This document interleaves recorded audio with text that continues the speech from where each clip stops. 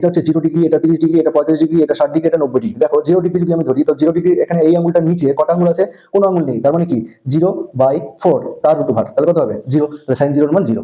sin 30 degree, তার মানে এটা 30 ডিগ্রি নিচে কটা আঙুল আছে? একটা, তাহলে 1/4 তার রুট ওভার কত?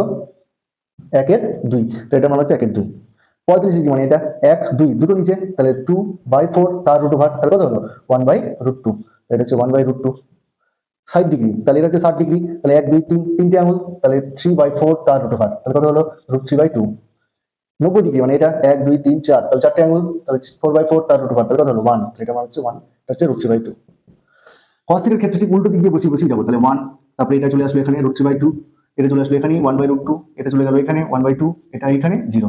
এবার tan থিটা মানে কি sin theta by cos theta, মানে এটা বাই এটা মানে কত 0/1 মানে 0, 1/2/√3/2 মানে 1/√3, 1/√2/1/2 মানে 1, √3/2/1/2 মানে √3, 1/0 এককে কোনো কিছু শূন্য শূন্য দিয়ে কোনো কিছুকে ভাগ করা যায় না, তাহলে এটা হচ্ছে ইনফিনিটি।